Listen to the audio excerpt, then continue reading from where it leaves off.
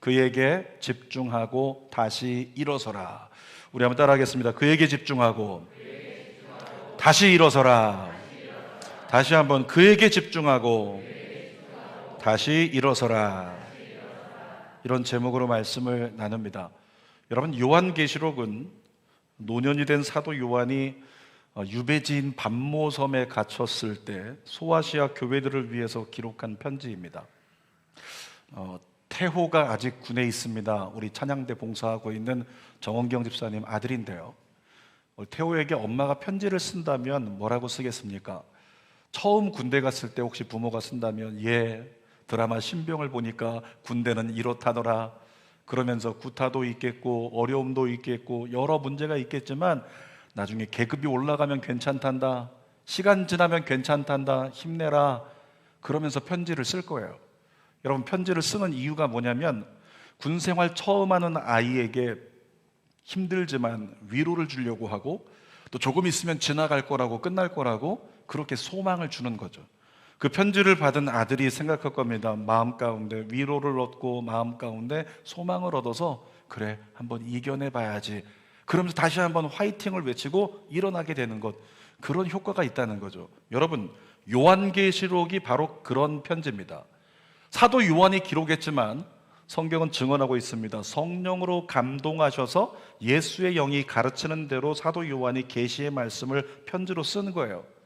근데 당시에 이 편지를 받는 수신자였던 소아시아 교회들이 어떤 상황이었냐면, 네로 황제의 박해에 이어서 로마의 박해로 말미암아 소아시아 교회들이 환난과 핍박 가운데 견디기 어려운 상황 중에 있었다는 거죠. 여러분 아시죠? 환난과 핍박이 다가오면 우리 믿음은 다 흔들립니다. 환난과 핍박이 다가오면 믿음이 다 흔들린다는 거예요. 북한 선교 함부로 말해서는 안 됩니다. 왜냐하면 북한에 우리가 선교하고 싶다라고 쉽게 말하지만, 선교하다가 문제가 생기거나 선교하다가 붙들리거나 선교하다가 고문이라도 당하게 된다면 우리 중에서 예수를 부인하지 않을 자가 몇이나 될까요? 제가요, 우리 권사님들 또 신유기 집사님도 계신데, 연배에 있으신 분도 계신데, 나이 얘기하면 참 그런데 그래도 나이가 들어가는 게 느껴지더라고요. 나이가 들어가면서 여러 가지 눈도 나빠지고 머리도 빠지고 온갖 것들 다 있겠지만, 그 중에 음식 먹다가 자꾸 흘려요. 죄송합니다. 부끄럽게도 음식 먹다가 자꾸 흘려요. 앞치마를 해야 돼요. 그리고 또 한 가지는 뭐냐면, 제가 의치가 많기 때문에요, 이 고기를 뜯다가 생각을 깊게 정확하게 집중해서 씹지 않으면 저도 모르게 뭔가를 씹고 있는 다른 게 씹히고 있어요. 입술이 씹혀버리는 거예요. 보통 자기 입술을 씹는 분들 생각하시죠? 탁 깨물다가 입술이다 느끼면 살짝 떼면 살짝만 아프고 말아버린단 말이죠.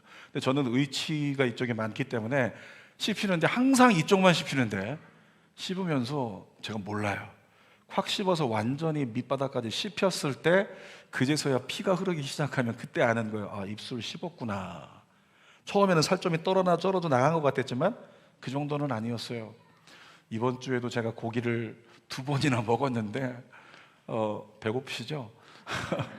이번 주에 고기 2번이나 먹었는데, 여러분, 저는 의치가 많기 때문에 자꾸 고기 질감이 너무 이렇게 질기면, 참조하십시오. 고기 질감이 질기면 그럼 이사에 자꾸 껴요. 육회를 먹으면 안 낀다. 근데 고기를 너무 이렇게 좀 웰던으로 구운 것을 씹으면 낀다는 거예요. 이번 주에도 이 낀 것을 가지고 이쑤시개가 있으면 해결이 되는데, 그게 없어가지고 어떻게 할까 둘러보다 보니까 여기 약봉지 같은 거 있어가지고 약봉지를 뜯었어요. 그리고 반으로 접었습니다. 그것을 이제 이를 쑤시면 해결이 되겠죠. 근데 그날따라 이것을 밀어 넣었는데 이 종이까지 껴버린 거예요. 그런 거 경험해 보셨나요? 종이까지 껴가지고 더 답답해져가지고 어쩔 줄 몰라가지고 한참을 끼워놓고 있는 상태에 나중에서야 뺄 수 있는 상황이 돼가지고 다 빼놓고 났는데, 한참 동안 여기 뭐가 껴있었더니요, 이가 너무 아픈 거예요. 이가 욱신거리면서 아픈 것이 마치 염증이 생긴 것처럼 아프단 말이죠. 근데 그 순간에 제가 뭘 느꼈냐면, 이가 이렇게 뭐가 꼈다고 해서 흔들거린 거 그것만으로도 이렇게 아픈데, 만약에 고문한다고 벤츠를 가지고 이를 막 하나씩 뽑기 시작한다면 과연 내가 버틸 수 있을까? 앞에 있는 저는 못 견디겠더라고요. 그 고통 못 견디겠더라는 거죠. 여러분, 북한 선교 그래서 함부로 말할 수 없는 겁니다. 환난과 핍박이 다가오면 우리의 믿음은 송두리째 흔들려 버리게 되는 겁니다. 하나님을 믿는데 왜 이런 일이 다가오냐고, 하나님을 믿는데 왜 하나님이 계시다면 어찌 이런 일이 있을 수 있냐고 그렇게 이야기하면서 믿음이 다 흔들려서 밑바닥을 보이게 된다는 거죠. 여러분, 그리스도인은 믿음이 흔들리면 그때 같이 흔들리고 잃어버리는 것이 있는데 은혜를 잃어버려요. 믿음이 흔들려 버리면 평강을 잃어버립니다. 그때 성도는 넘어지고 교회는 흔들리게 되는 거죠.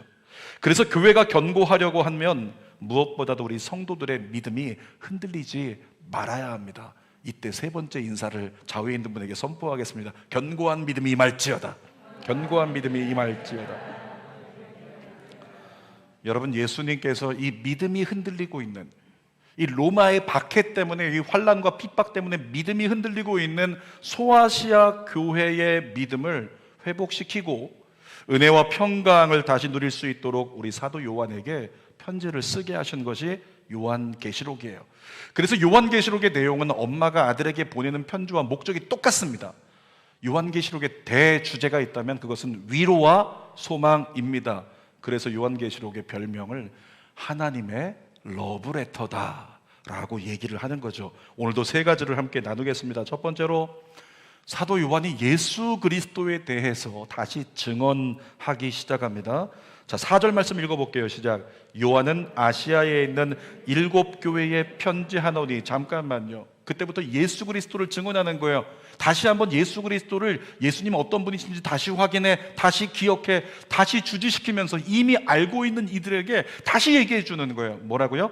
이제도 계셨고 전에도 계셨고 장차 오실 이와 그의 보좌 앞에 있는 7 영과 삼위일체 하나님을 다 끌어내면서 이제도 계신 성부 하나님, 전에도 계신 성부 하나님, 장차 오실 성자 예수님, 보좌 앞에 있는 7 영이신 성령 하나님, 삼위일체 하나님이 바로 너의 하나님이야. 사도 요한이 소개하고 있는 거예요. 5절도 읽어보겠습니다. 상반절. 또 충성된 증인으로 죽은 자들 가운데서 먼저 나시고 땅의 임금들의 머리가 되신 예수 그리스도 말미암아 은혜와 평강이 너희에게 있기를 원하노라. 예수님 누구라고 사도 요한이 증거하고 있습니까? 땅의 임금들의 머리가 되신, 그러니까 지금 땅의 임금들은 사실은 누구예요? 액면 그대로 본다면 로마입니다.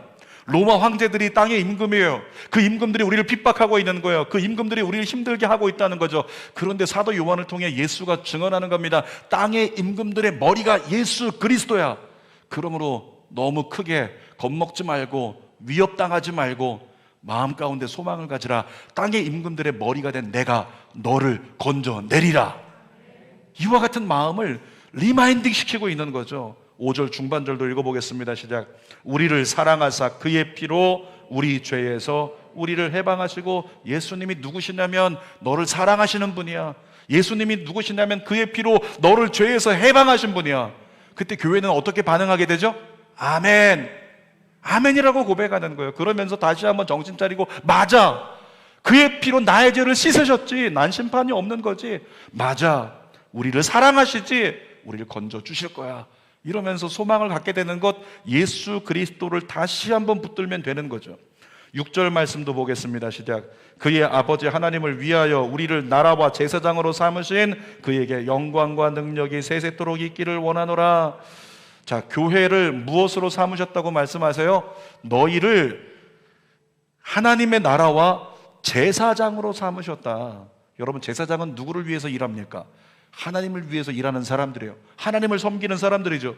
그런데 소아시아 교회들을 향해서, 야 교회야, 너희들은 하나님을 섬기라고 제사장으로 삼았어. 이 말씀은 뭐냐면, 이 땅에서 예배로 연습 열심히 하다가 하나님 나라 가서 보좌에 계신 하나님 잘 섬기는 제사장이 될 것이다. 여러분, 이것은 언약의 말씀이에요. 무슨 언약일까요? 너 천국 간다. 너 하나님 나라 간다. 걱정하지 마라. 이 핍박으로 끝나지 않는다. 이 말씀을 계속 반복해서 하고 있는 거죠. 7절도 보겠습니다. 볼지어다 그가 구름을 타고 오시리라. 각 사람의 눈이 그를 보겠고 그를 찌른 자들도 볼 것이요 땅에 있는 모든 족속이 그로 말미암아 애곡하리니 그러하리라. 아멘. 뭐라고 말씀하세요? 예수 그리스도는 구름 타고 다시 오실 분이야. 너희들이 지금은 환난과 핍박으로 힘들어하지만 눈에 아무것도 안 보이는 것 같지만 조금만 기다려라. 예수가 구름 타고 오셔서 너희를 어떻게 하신다? 건져주신다. 구원하신다. 그러므로 힘내라. 이 말씀을 하고 계신 거라고요.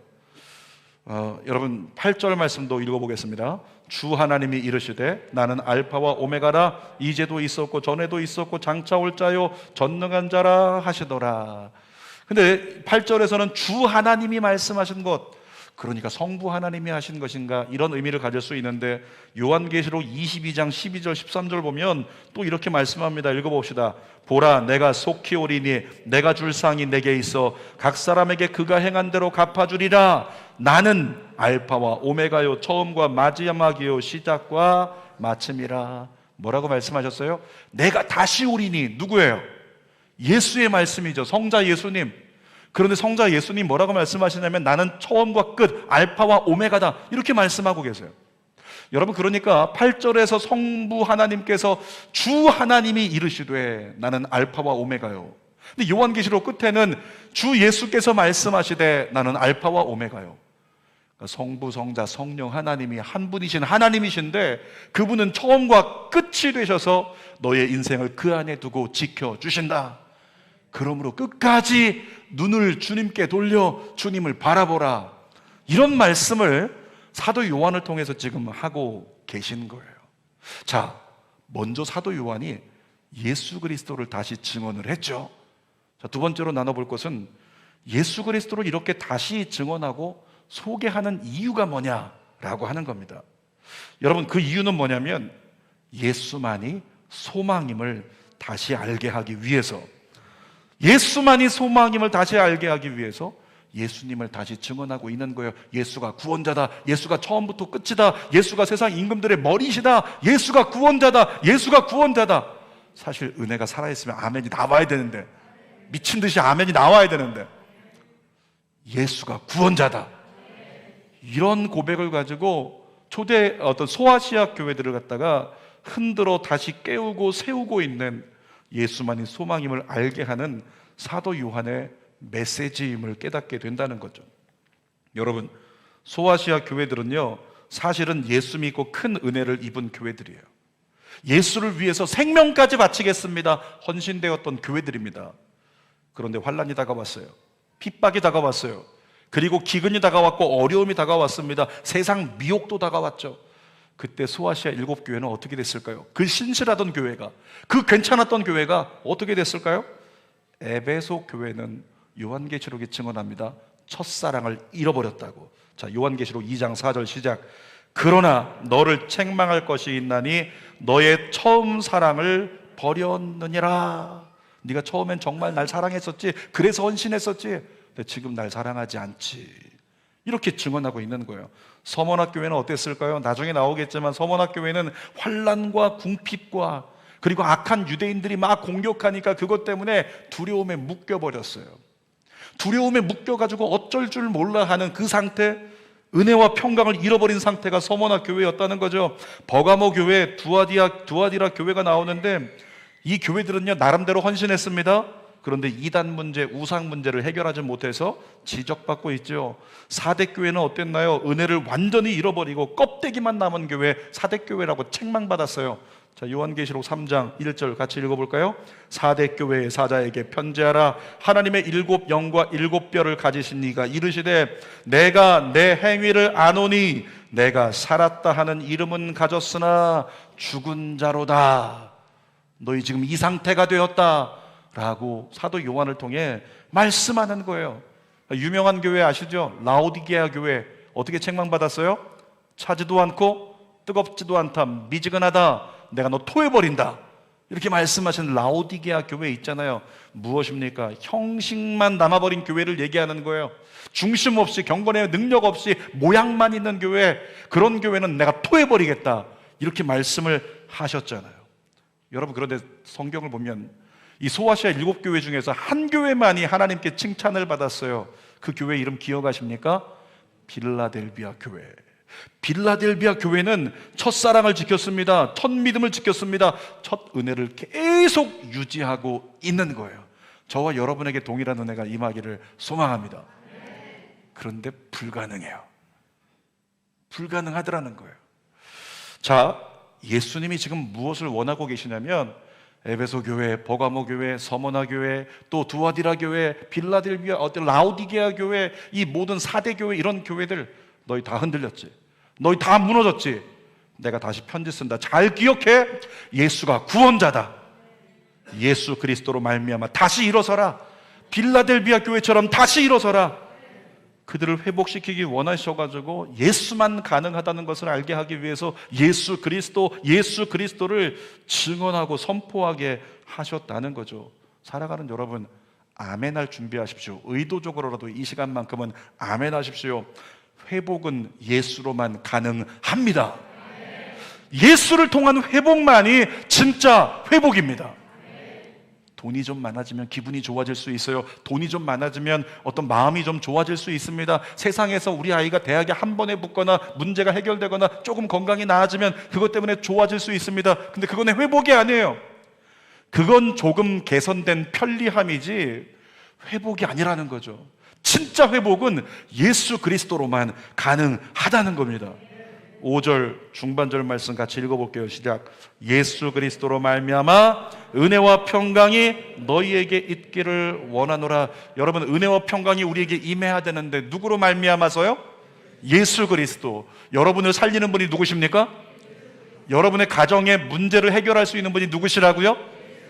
여러분의 자녀의 지금의 상황이 어떻든지 상관없이 그를, 이 나라를 살릴 수 있는 자로 쓰실 수 있는 분이 누구시라고요? 예수 그리스도. 지금 사도 요한이 무슨 얘기하고 있냐면 예수님 때문에 다시금 첫사랑 잃어버린 너희에게, 예수님 때문에 형식만 남은 너희에게, 예수님 때문에 우상을 섬기던 너희에게, 예수님 때문에 이단을 용납하던 너희에게 은혜와 평강이 회복될지어다. 이렇게 선포하고 있다고요. 여러분, 우리가 하나님을 예배하는 데 있어서 은혜와 평강은 가장 중요한 핵심 키워드입니다. 은혜는 헬라어로 뭐라고 쓰였냐면 카리스라고 써 있어요. 이 카리스를요, 쉬운 말로 말하면 이렇게 말할 수 있습니다. 구원의 선물이라고. 따라합시다. 은혜는 구원의 선물이다. 여러분, 추석을 맞아서 당회에서 오늘 예배 참석하신 분들에게는 나가실 때요, 이디야 상품권을 10만 원씩 드린대요. 워낙에 믿음 없는 세대라 설마 그런 일이 있겠냐. 그런 일은 일어나지 않습니다. 그런데 지금 몇몇 분들이 눈이 동그래졌어요. 한 서너 분 정도가 눈이 동그래지면서 대박! 오늘 잘 왔다. 그동안 안 나오다가 오늘 잘 왔어. 선물이라고 하는 것은 어떤 의미를 가지냐면 나갈 때 나도 모르게 그냥 누군가가 나에게 선물을 줘요. 선물을 주면 하루 정도는 행복하대요. 진짜 누군가 근심에 눌려 있는 것 같고 힘들어하는 것 같고 어려워하는 것 같은 사람이 있으면요, 그에게 작은 선물이라도 그냥 하나 건네버려요. 그냥 초코파이 하나에다가 뭐 쪽지 하나에다가 뭐 작은 거 하나 이렇게 건네줬는데 그거 하나 받은 것만으로도 사람은요, 선물 받으면 기분이 좋대요. 하루 정도 기분이 좋다는 거죠. 그런데 은혜가 뭐라고요? 어떤 선물이라고요? 구원의 선물. 여러분, 우리가 은혜 받아야 되는 이유가 그것입니다. 은혜를 받으면 구원의 선물이라 선물을 받았을 때와 똑같은 증세가 우리의 영에 나타나는 거예요. 그러니까 은혜를 받고 나면 그냥 괜히 기분이 좋아져가지고 오늘은 괜히 웃고 다니고 오늘은 이걸 해도 좋아요, 저걸 해도 좋아요. 찬양 인도자가 무슨 선곡을 해도 상관이 없어요. 다 은혜가 돼요. 목사님이 어떤 말씀하든지 상관이 없어요. 오늘은 내 상태가 괜찮기 때문에 다 은혜가 돼요. 그런 은혜가 여러분에게 임하기를 원해요. 은혜는 구원의 선물이라고요. 그래서 이 은혜가 있으면 예배가 감격스럽게 드려질 수 있고 예배 드림이 기쁨이 되고 다윗 안에서 예배 안에 뛰노는 것이 다윗처럼 가능하게 된다는 거죠. 여러분, 그런데 은혜가 없는 사람이요, 선물을 못 받은 사람이요, 강팍해요. 선물을 못 받으니까 강팍해져가지고 아무것도 주는 것 없이 적어봐라. 강팍해진 마음으로 아무리 찬양 드리려고 해도 찬양이 누려지질 않습니다. 말씀이 들어오질 않습니다. 기도도 되지 않습니다. 그러니까 예배가 무미건조해지고 은혜가 없는 거죠. 자, 평강이라고 하는 것, 평강은 헬라어로 에이레네라고 얘기합니다. 쉽게 말하면 이 에이레네가 뭐냐면 어떤 것에도 요동하지 않는 영적으로 초월된 안정감. 주님을 바라보면서 주님 안에서 아멘, 에이레네, 샬롬, 주님, 나는 흔들리지 않습니다. 주님, 난 타협하지 않습니다. 주님, 믿습니다. 그런데 옆에서 누가 아무리 떠들어요. 상관없습니다. 난 신실함 유지됨. 여기서 무슨 문제가 생겼습니다. 상관없습니다. 난 신실하게 유지된다. 난 그것에 영향받지 않는다. 이 상태가 뭐라고요? 에이레네. 이 에이레네 은혜가 여러분에게 있기를 바랍니다. 이 에이레네 은혜가 임하면 세상에서 무슨 공격이 다가오든지, 무슨 핍박이 다가오든지, 무슨 연약함이 다가오든지 상관없이 주님이 하실 거야, 주님이 하실 거야. 난 주님만 바라봅니다. 주님 안에 합력해 선이 될지어다. 난 그래서 범사에 감사하리라. 이것이 가능해지는 게 에이레네라고요. 그 에이레네가 우리 안에 누려져야죠. 여러분들, 이 평강 에이레네가 없으면 어떻게 될까요? 이 평강이 없으면 예배 드리는 게 힘들어요. 왜냐하면 염려와 근심이 우리를 떠나지 않아요. 지금 이 순간에도 여러분 중에서는 염려하는 사람이 있을지 몰라요. 저희 어머님께서 한 해 전부터 강아지를 키우고 계신데 이 강아지 때문에 어쩔 줄 몰라서 교회가 또 걱정스럽다는 거예요. 강아지 생각이 나가지고 잘 있나 어떠나 그냥 집에 빨리 돌아가야 되는 그런 상황이 되는 거죠. 그 염려 때문에.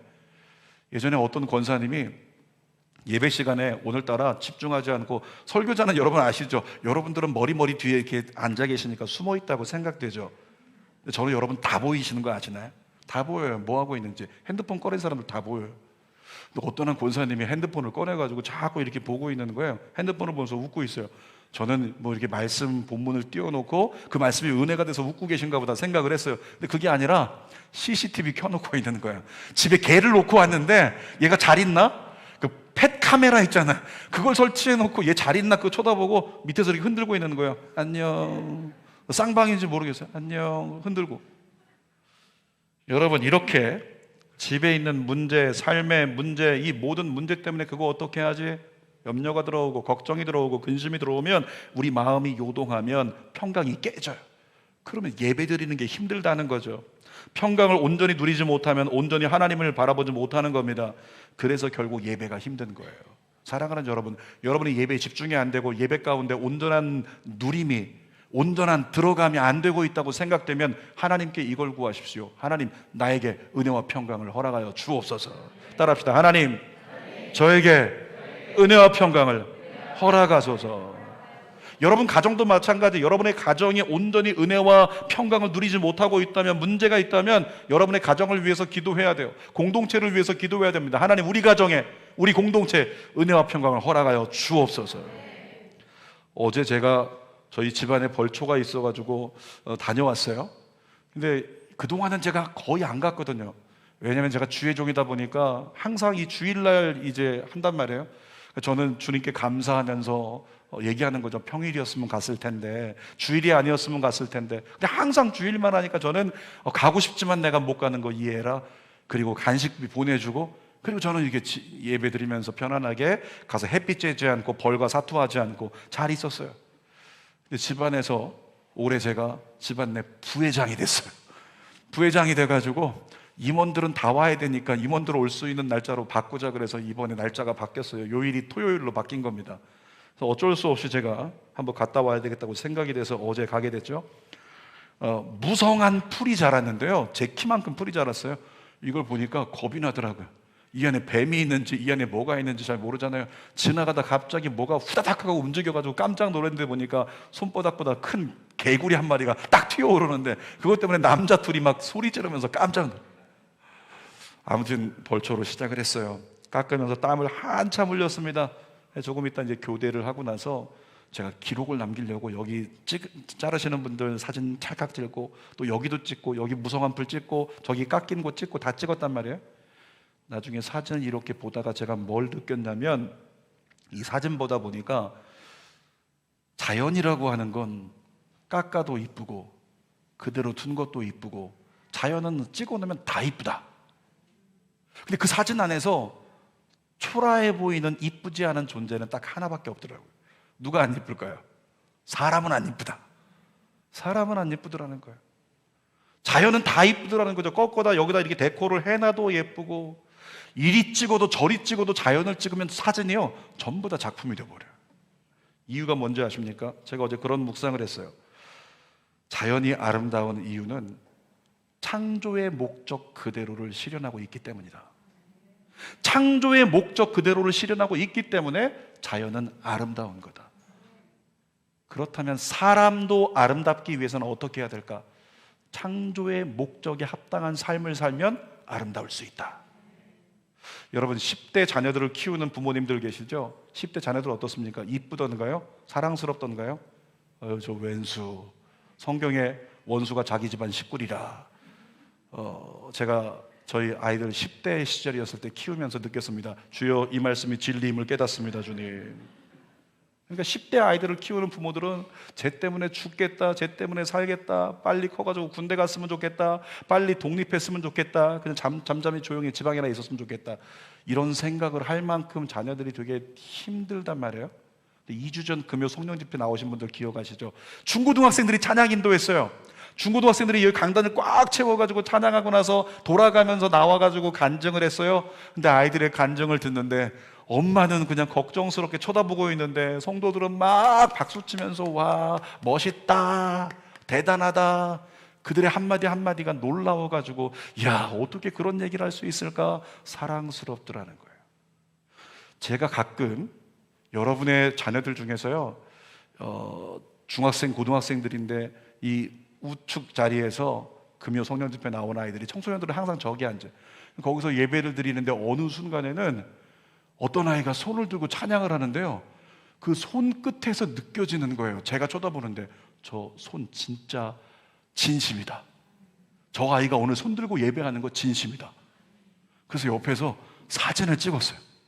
사진을 딱 찍고 중학생 아이가 손 딱 들고 깊이 하나님을 고뇌하면서, 혹시 모르죠, 오늘 엄마한테 엄청 깨지고 나서 와서 그럴지도 모르겠어요. 근데 아무튼 이 아이가 고뇌하면서 손을 들고 있는데 진심으로 느껴지는데 그 모습이 제일 아름답더라는 거예요. 이유가 뭘까요? 인간을 창조하신 하나님의 창조의 목적이 무엇이기 때문에 하나님을 찬양하라고, 이 백성 하나님 예배하라고. 사랑하는 여러분, 기억하십시오. 여러분이 예배 드릴 때가 제일 예쁩니다. 여러분이 예배 드릴 때 제일 아름답습니다. 지난 금요일에 한 청년의 어머니께서 저에게 메시지를 보내셨는데, 요즘 딸의 고백 때문에 너무 행복하대요. 청년이 된 아이를 데리고 주는교회 온 지 1년쯤 됐는데 아이가 이런 얘기를 한답니다. 엄마, 주는교회로 인도해 주셔서 너무 감사합니다. 주는교회로 인도해 주셔서 너무 감사해요. 아이가 그런 고백을 하더라는 거죠. 이유가 뭔가 했더니 요즘 주는교회 청년들과 예배를 찾아다니면서 예배드리고 있고, 예배를 찾아가면서 말씀에 대해서 얘기하고 신앙에 대해서 얘기하고 믿음에 대해서 얘기를 하고 있대요. 그 얘기를 하고 있는데 자기가 너무 행복하더래요. 그 순간에 느꼈대요. 주 안에서 논다는 게 이런 건 줄 알겠다고. 여러분 모두가 주 안에서 놀게 되길 축복합니다. 주 안에서 오늘 예배 끝났는데 갑자기 누군가가 외치는 거예요. 제가 축도하고 마쳤는데 갑자기 누군가 손을 들고 외치는 겁니다. 이대로 끝낼 수 없습니다. 장간사님과 한 번 더 셀러브레이션 했으면 좋겠습니다. 이런 일을 경험하게 되길 축복. 예배 안에서 노는 거, 배고픈데 집에 가기 싫어요. 예배 너무 짧아요. 이제 주일 예배를 3시간으로 늘려주세요. 안 할게. 뭘 그렇게 또 한번 아멘 해도 될 거야. 그러면서 예배가 너무 좋아요. 예배가, 그 청년이 고백하고 있는 거예요. 예배가 너무 좋다고, 예배 주 안에서 논다는 게 이런 건 줄 알았다고. 제가 그 이야기를 들으면서요, 성전 건축 빨리 해야겠다, 이 아이들 마음껏 교회에서 매일매일 예배하고 지낼 수 있게 만들어줘야겠다, 그와 같은 거룩한 욕심이 생기더라고요. 그러면서 그 아이가 1년 전에 떠나온 교회, 그 교회 청년들은 이렇게 못 지내는데, 그러면서 안타까운 마음에 아쉬움을 이야기를 했다는 거죠. 여러분, 그 자매의 상태, 그 청년의 상태 어떤 상태일까요? 은혜와 평강을 누리고 있는 상태예요. 여러분 모두에게 그 은혜와 평강이 누려지는 은혜가 있기 축복합니다. 다른 것 없습니다. 성경이 얘기합니다. 예수 그리스도로 말미암으면 은혜와 평강을 내 것으로 누릴 수 있다. 그래서 우리는 뭐 해야 돼요? 무엇에 집중해야 돼요? 오늘 제목이었죠. 뭐에 집중하라고요? 예수 그리스도께 집중해야 된다고요. 그래서 세 번째 나눔은 이것입니다. 그에게 집중하고 다시 일어서라. 여러분, 우리는 인간이기 때문에 언젠가는 지치게 되어 있어요. 오늘 아무리 열심히 하면서, 제가 오늘 앞에 앉아가지고 찬양을 드리는데 우리 장범순 간사님을 보면서 이런 생각을 했습니다. 참 좋다. 젊음도 좋겠고 뭐 워낙에 맵시가 좋으니까 좋을 수도 있겠는데, 그 얼굴에서 묻어나오는 그 기쁨, 그 평안과 그 감사, 진심인 감사. 아, 참 좋다. 그런데 그 진심이요, 어느 순간에 흔들릴 수 있어요. 그 진심이 어느 순간에는 이렇게 지칠 수 있다는 거죠. 인간은 때가 되면 한 번씩 넘어집니다. 위대한 선지자 엘리야도 그랬잖아요. 엄청난 일들을 이루어냈지만, 그런데 엄청난 승리 이후에 엘리야를 죽인다는 아방의 왕비의 메시지 하나에 번아웃 돼가지고 그냥 차라리 날 죽여달라고 하나님께 간구했던 엘리야, 성경 볼까요? 열왕기상 19장 4절 시작. 자기 자신은 광야로 들어가 하룻길쯤 가서 로뎀나무 아래 앉아서 자기가 죽기를 원하여 이르되, 여호와여, 넉넉하오니 지금 내 생명을 거두시옵소서. 나는 내 조상들보다 낫지 못하니이다. 여러분, 이게 무슨 말이냐면 엘리야가요, 나는 진짜 선지자인 줄 알았어요. 나는 진짜 흔들리지 않을 줄 알았어요. 근데 아방의 왕비의 한마디 때문에 멘탈이 깨지는 순간에 나도 아무것도 아니네, 그걸 깨달은 거예요. 그래서 내 조상들과 나는 똑같다, 나는 아무것도 아니다, 하나님 이제 됐으니까 저 좀 데려가세요, 이렇게 외치고 있는 거죠. 여러분, 모든 걸 홀로 담당하려고 하는 사람, 나 없으면 안 된다고 생각하는 그런 사람들이 있죠. 그런 사람들을 우리가 뭐라고 얘기하냐면 엘리야 증후군에 묶인 사람이라고. 나 없으면 안 된다, 나 혼자 모든 걸 감당하려고 한다, 엘리야 증후군에 빠졌네, 이야기한다는 거죠. 사랑하는 여러분, 기억하십시오. 내가 서려고 하면 넘어집니다. 예수 믿는 사람은 내가 서려고 하면 안 되는 거예요. 예수 믿는 사람은 예수께 기대어 서신 예수가 온전히 나를 붙들어 가시도록 맡기는 삶이 되어야 될 줄 믿습니다. 의지하는 삶이 돼야 된다는 거죠. 주님께 의지한 사람에게 어떤 일이 벌어질까요? 시편 37편 23절 24절 읽어볼게요. 시작. 여호와께서 사람의 걸음을 정하시고 그의 길을 기뻐하시나니 그는 넘어지나 아주 엎드러지지 아니함은 여호와께서 그의 손으로 붙드심이로다. 주님과 기대어 주님만 꽉 붙잡고 있는 사람이라면 넘어질 수도 있고 흔들릴 수도 있지만 결국엔 어떻게 된다? 다시 일어선다. 여러분들 앞에 그 은혜가 예비되어 있음을 믿습니다. 혹시라도 넘어지신 분 계신가요? 혹시라도 믿음의 중심이 흔들리신 분 계신가요? 다른 거 필요 없습니다. 예수께 집중하십시오. 예수님을 다시 붙들면 무조건 다시 일어서게 되어 있습니다. 그것밖에 없냐고 누군가 말할 수 있겠지만 실제로 예수 그리스도를 붙들려고 하는 시도했던 사람, 그는 회복을 경험하게 돼 있어요. 여러분, 시편 18편을 가지고 넘어져 있는 사람들에게 임상실험을 합니다. 그 가운데 하나님 찾아가지고 선포해보라고.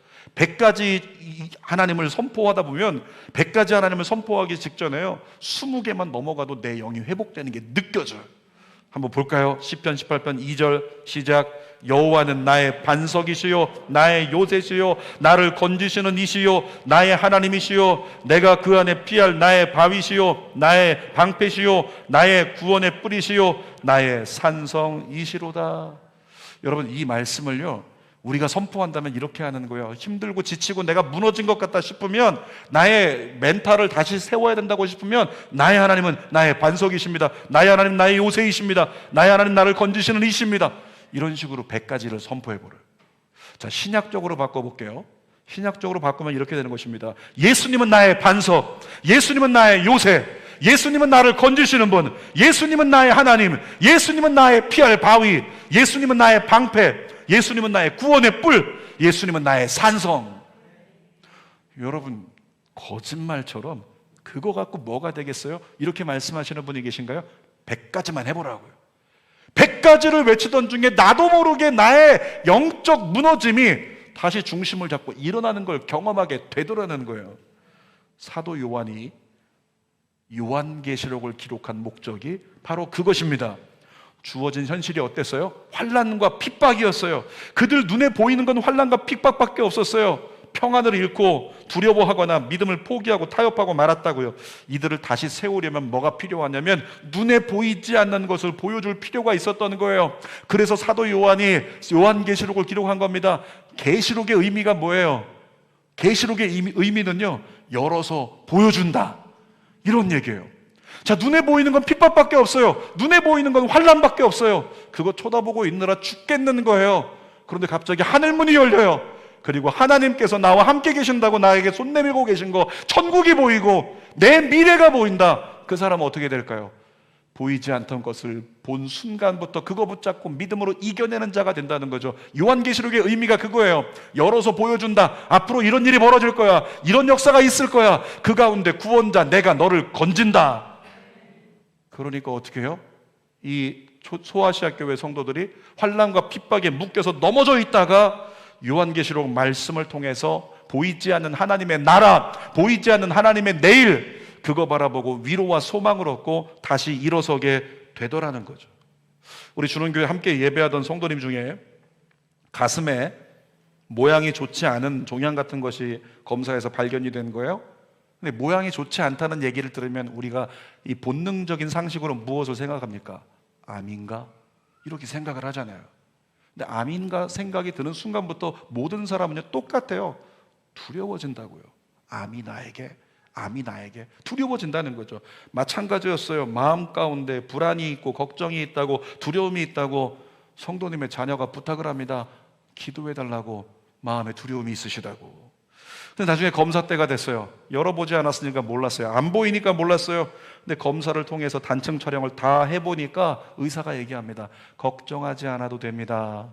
이건 문제가 없는 것입니다. 어떻게 될까요? 순식간에 두려움이 떠나가 버려요. 왜? 보이지 않던 것을 열어서 보여줬기 때문에, 문제가 없다는 걸 보여줬기 때문에.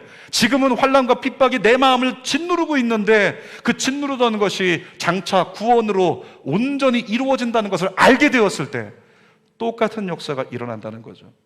여러분, 장례식에서 가족들이 제일 아파하는 게 뭔지 아십니까? 이 입관하면은 그 남겨진 시신 바라보면서 만져보니까 차가워요. 다 말라버렸어요. 아픈 것 같아요. 정말 불쌍해 보여요. 그러니까 행복이 끝난 것처럼 느낀다는 거예요. 그래서 장례식에는 장례 예배가 있는 거예요. 장례 예배를 통해서 주의 종들이 뭐 해요? 눈에 보이지 않는 천국을 보여줘요. 눈에 보이지 않는 지금 그가 돌아간 곳이 어떤 곳인지, 어떤 상태 가운데 있는지, 어떻게 하나님이 그를 맞아주시는지 장례 예배를 통해서 다 보여주고 나면 그 순간에 어떻게 됩니까? 식어진 눈에 보이는 시신만 바라보고 아파하고 근심하고 답답해했던 심령이 눈에 보이지 않던 하나님의 나라를 그려보게 되고 소망하게 되고 천국에서의 그 모습을 마음에 그리게 되니까 위로받고 소망을 얻고 그 슬픔을 이겨내더라는 거죠. 그래서 장례 예배가 잘 드려지면 장례식 끝날 때 가족들 모두가 다 회복이 돼가지고 든든히 서 있게 되는 은혜를 경험하게 된다는 거예요. 설교 결론입니다. 오늘 제목이 뭐였죠? 그에게 집중하고 다시 일어서라. 예수 그리스도께 집중하고 다시 일어서라고 사도 요한이 오늘 저와 여러분들에게 말씀하고 있어요. 여러분, 눈에 보이지 않는 하나님의 뜻을 발견하기 위해서 예수 그리스도께 집중하고 또 예수 그리스도께 집중하기 위해서 말씀을 붙드는 여러분들 되기를 원합니다. 환난과 핍박 가운데 묶였던 소아시아 교회를 위로하고 소망을 심어주시면서 다시 일어나게 하신 은혜가 오늘 이 자리에 있는 여러분들 가운데 마음이 답답하고 근심하고 염려하고 눌림 가운데 은혜와 평강을 잃어버린 자가 있다면 여러분들에게 동일하게 누려지게 되시기를 주님의 이름으로 축원합니다. 기도하겠습니다. 아버지 하나님, 기도합니다. 주는 위대하십니다. 주는 능력이 많으십니다. 그의 지혜는 무궁합니다. 상한 자를 고치십니다. 상처를 싸매십니다. 우리가 말씀을 통해 그 하나님 다시 발견하게 하여 주옵소서. 그 예수님 다시 발견하게 하여 주옵소서. 예수 그리스도께 집중하여 예수님 다시 찾고 다시 발견하고 은혜와 평강을 누리고 다시 일어서는 믿음의 종들 되게 하여 주시옵소서. 이루실 줄 믿고 감사드리며 예수님의 이름으로 기도드립니다. 아멘.